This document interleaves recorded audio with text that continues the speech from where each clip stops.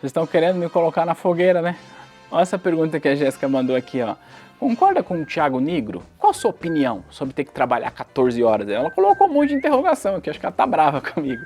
Bom, brincadeiras à parte, eu não sei se você sabe, mas essa pergunta da Jéssica tem um contexto. O contexto é, o meu xará lá, o Thiago Nigro, o primo rico, ele tem sofrido alguns cancelamentos nos últimos dias. Alguns eu até acho injusto, mas ele sofreu um cancelamento por uma postagem que ele fez, que é essa aqui, ó. Coloca na tela, editor.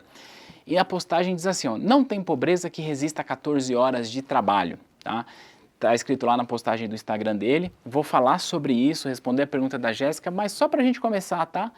Esse vídeo não é de treta não, tá? Não é nenhum ataque pessoal ao primo ou defesa, não é nada disso. Quero conversar com você sobre essa ideia dessa meritocracia que, sendo muito objetivo, do jeito que está aqui, não funciona. Já estou te respondendo, mas fica comigo, vamos refletir sobre esse assunto.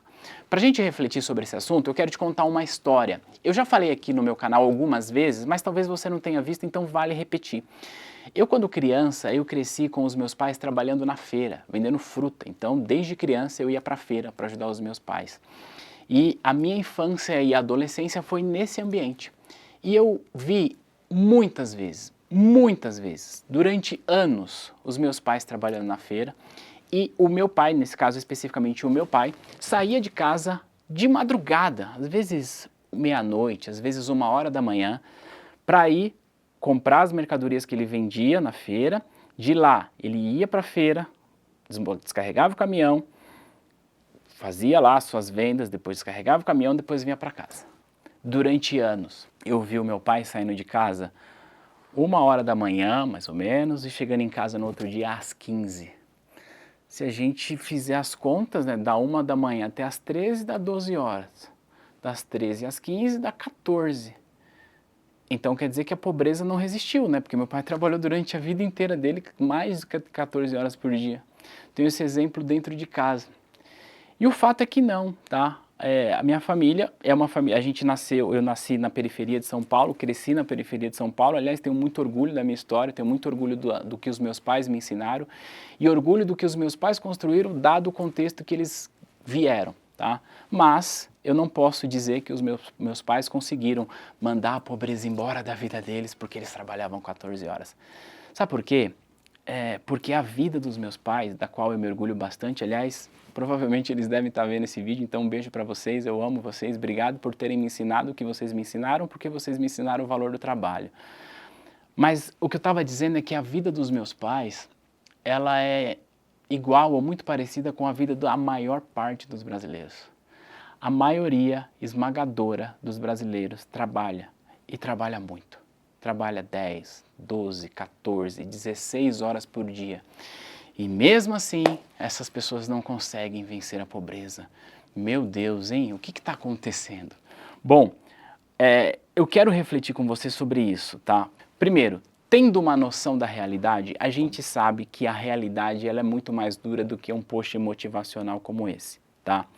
Segundo, esse post que o Primo fez, a verdade é que essa frase nem é dele. A frase é do Geraldo Rufino, e eu não sei se você sabe, o Geraldo Rufino é um empreendedor que veio muito de baixo, de muita pobreza, ele era catador de lixo, ele é uma pessoa preta que, portanto, tem sobre si o aumento do racismo que tem no Brasil, e mesmo assim o Geraldo Rufino conseguiu vencer. Hoje ele é um empresário muito bem sucedido, emprega um monte de gente, é uma pessoa feliz, alegre. Aliás, eu gosto bastante da maneira como ele se posiciona quando ele está falando aí da você olhar a vida pelo ponto positivo.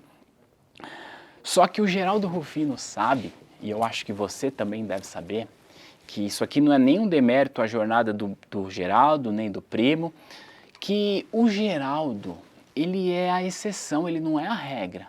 E a exceção precisa ser tratada como exceção e não como regra. O que eu quero dizer com isso é que sim, algumas pessoas, um ponto fora da curva vai conseguir fazer essa mudança assim, por conta do trabalho direto. Mas isso é exceção. A regra é um pouco diferente.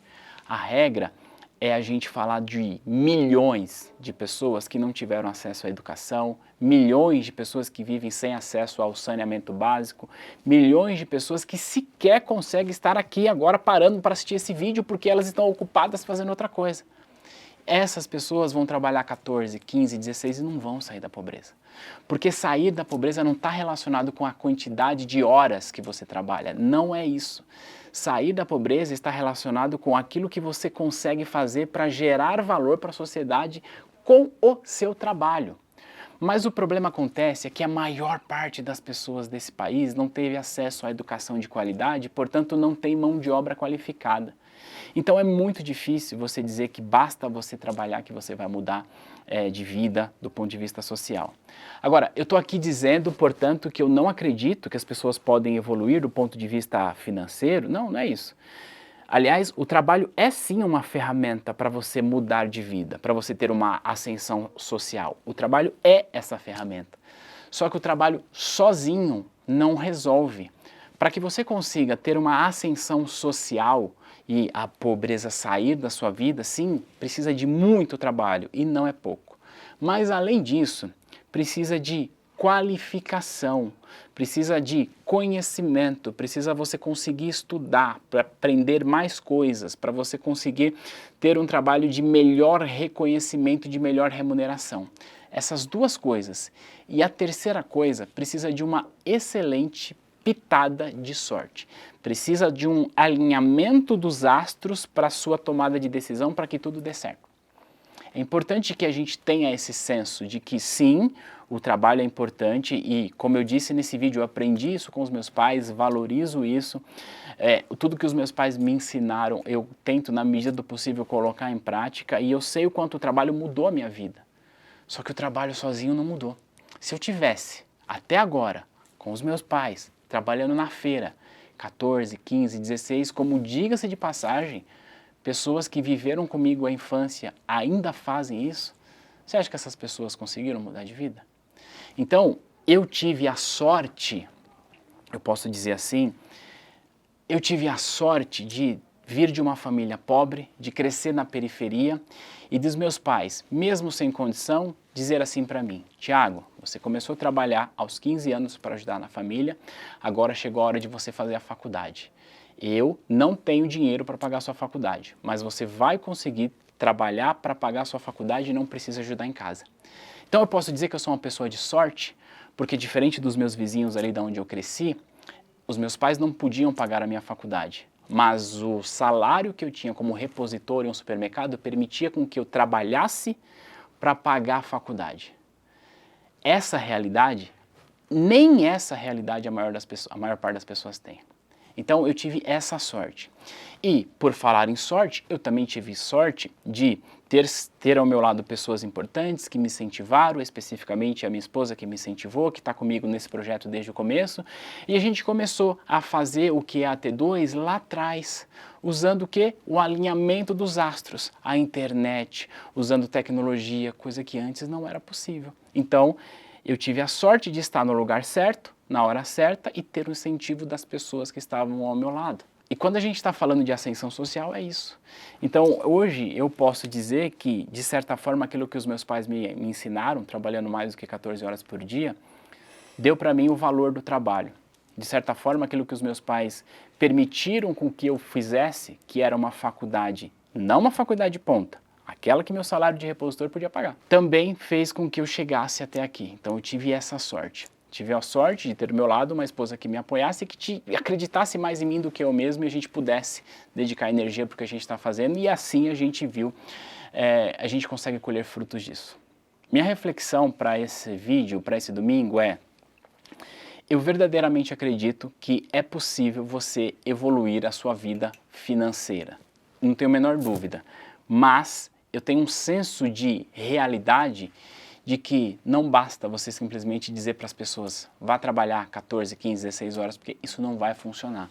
As pessoas precisam de oportunidades, as pessoas precisam de acesso à informação, as pessoas precisam de saneamento básico, elas precisam de acesso à saúde, as pessoas precisam de acesso à comida. Tem gente que está com fome, você vai mandar uma pessoa com fome trabalhar 14 horas para ela abandonar a pobreza? Eu respeito bastante o trabalho do Tiago, aliás, essa frase nem é dele, eu não tenho pessoalmente nada contra o Tiago, muito menos contra o Geraldo, mas já que veio essa pergunta para mim, eu acho relevante a gente discutir sobre isso. Vamos falar sobre meritocracia? Vamos. mas vamos falar sobre os desafios que a própria meritocracia impõe. Não vai ser todo mundo que vai conseguir mudar de vida trabalhando 14 horas ou mais por dia. Infelizmente. Ou melhor, a maior parte das pessoas não vai conseguir. Na medida do possível, tenta levar informação para que mais pessoas tenham informação, qualificação, para que, de certa forma, consigam melhorar a situação financeira que vivem agora e viver com um pouco mais de dignidade.